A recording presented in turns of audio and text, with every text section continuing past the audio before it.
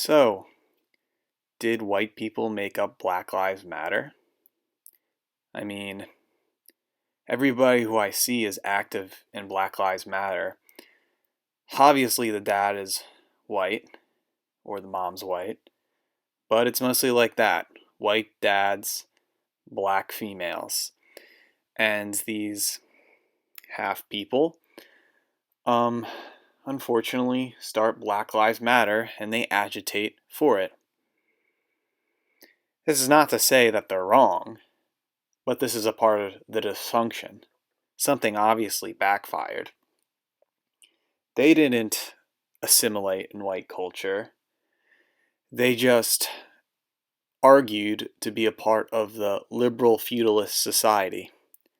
And when I say liberal feudalism, I'm talking about a society where everybody's an actor in a play and where everyone, to fulfill this free form capitalism that is happening, we're given these opportunities to be liberal and free and to do what we want, but at the same time, we're really in a feudalist society when you're the knight, I'm the serf, you're black and you've been a victim of racism, and I'm white and I'm therefore racist no matter what I do.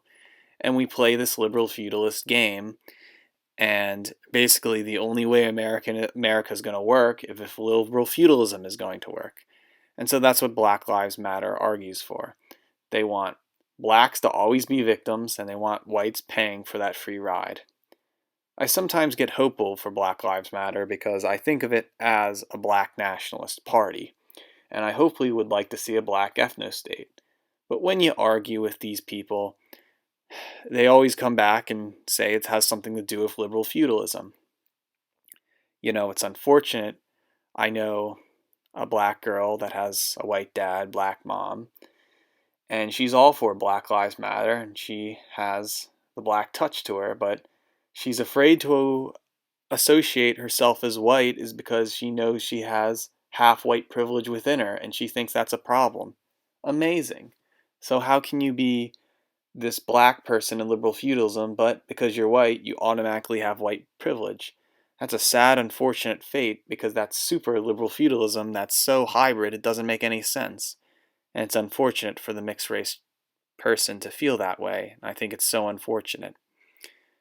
Now, I think white people made up Black Lives Matter. They didn't mean to make it up, but it just happened. I think probably during that Playboy generation where whites were approaching cute African American girls was because they were probably better wives and they probably were better than what they had.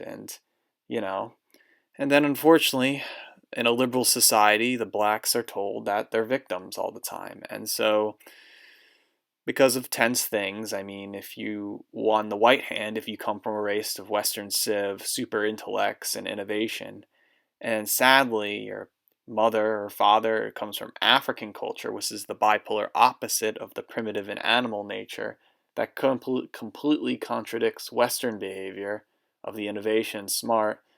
You get this child that's has those innovations but goes back to the primitive, kind of an anarchist in a way. And so how in the world is that associated with this new culture?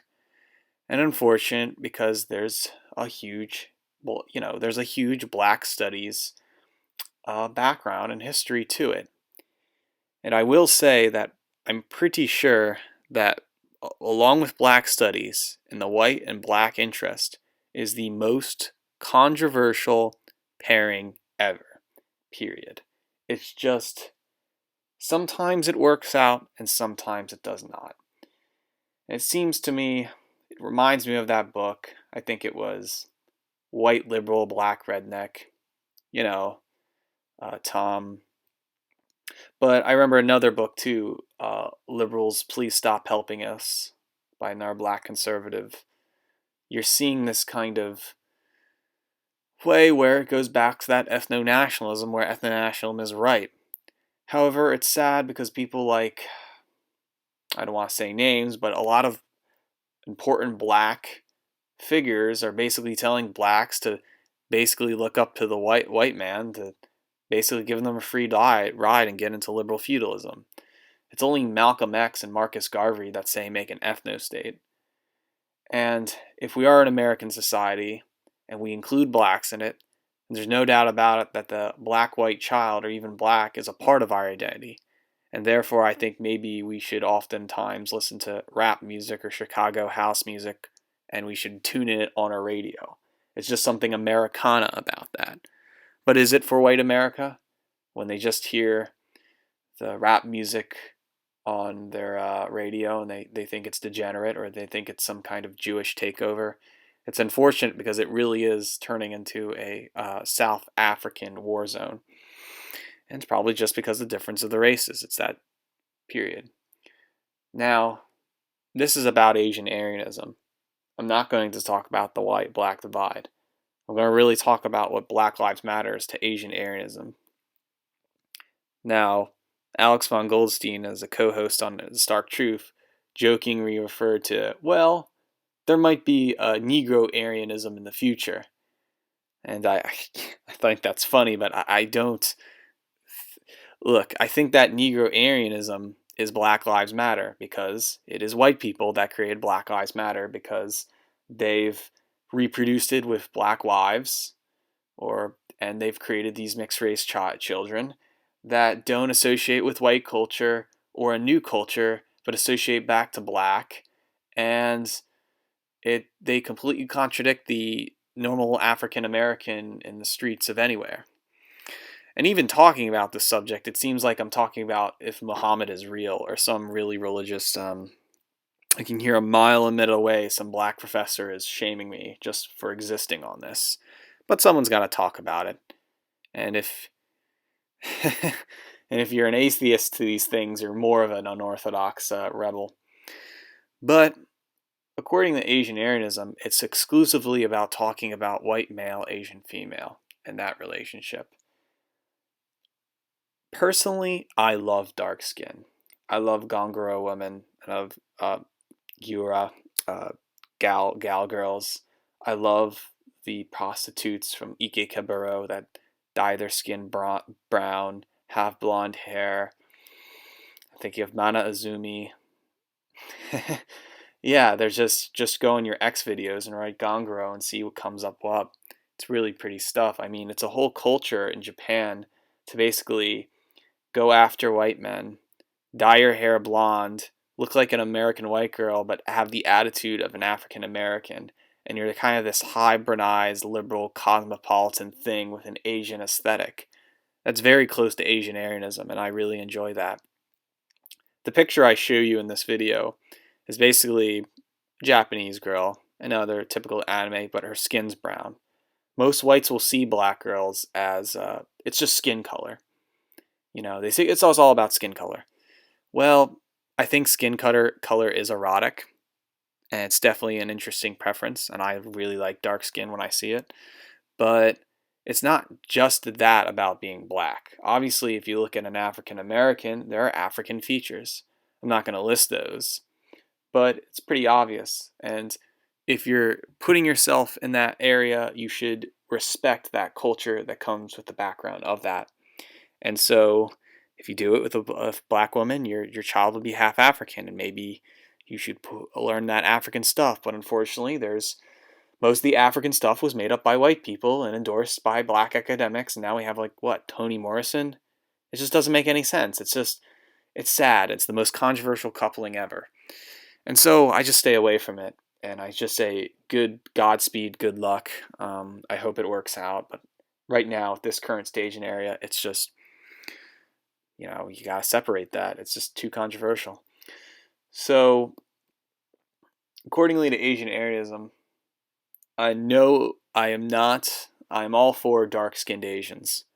As long as, dark-skinned Asians are very pretty, especially Filipinos, Indonesians, Thai. I love those girls. Super nice. But they're not African. It's not just about skin color.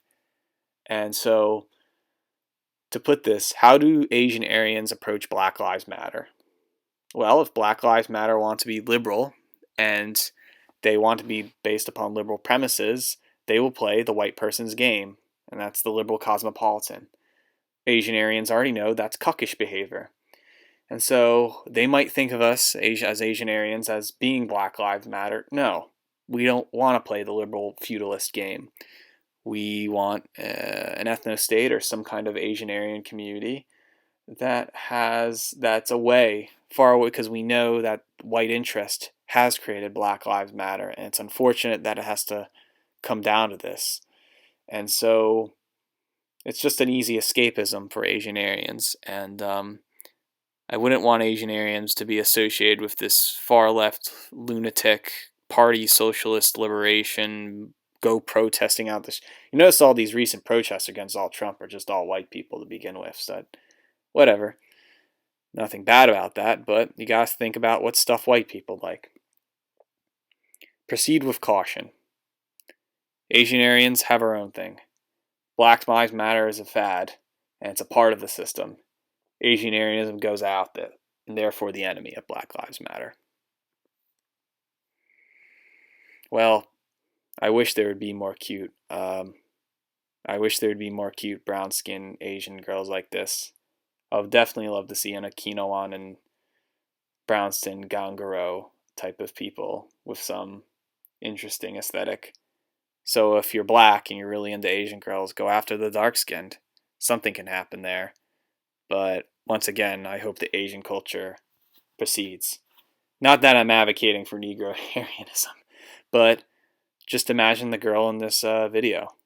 Look how pretty she is, and look how docile. And, she's not that African. She's got this Asian to her. I mean, make sure that African is not so much of a preceding factor. The same way about the white factor in Asian-Aryanism. Asian-Aryanism, whatever.